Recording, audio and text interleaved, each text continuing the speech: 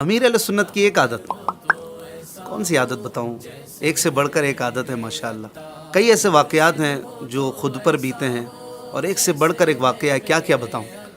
अभी पिछले दिनों शब बारात का इज्तिमा था, लॉकडाउन की वजह से हम स्टूडियो में ही थे।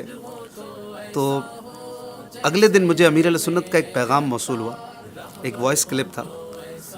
सबसे पहले अमीर अहले सुन्नत ने इसमें मेरी हौसला अफजाई फरमाई कि कल आपको मैंने देखा इज्तिमा में, आपने बड़ी प्यारी चादर ओढ़ी हुई थी, आपने कथई चादर भी ली हुई थी और इस अंदाज से मेरी यूँ तारीफ़ की कि उस दिन मैंने बड़े सादा कपड़े पहनने की कोशिश की थी। मेरे दिल में भी अच्छी नीयत ये थी कि शब बारात है, अमीर अहले सुन्नत के पीछे पीछे अल्लाह पाक से दुआएं भी करनी हैं, तो ज़रा ऐसा अंदाज़ हो।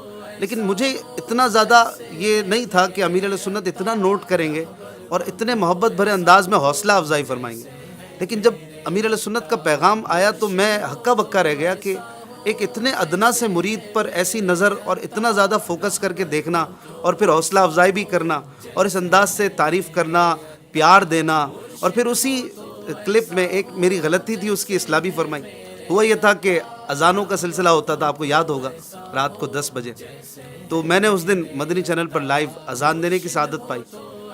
तो उसमें मुझसे गलती हुई कि मैंने हय्या अलस सलाह और हय्या अलल फलाह पे जो टर्न होना होता है उसमें अपना सीना भी मोड़ लिया था, थोड़ा थोड़ा राइट और लेफ़्ट सीना मोड़ा, जो कि दुरुस्त नहीं है, ये मेरी गलती थी।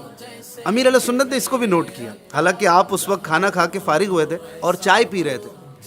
अब ये गलती मुझसे हो गई, इसमें अमीर अहले सुन्नत ने मेरी इस्लाह फरमाई।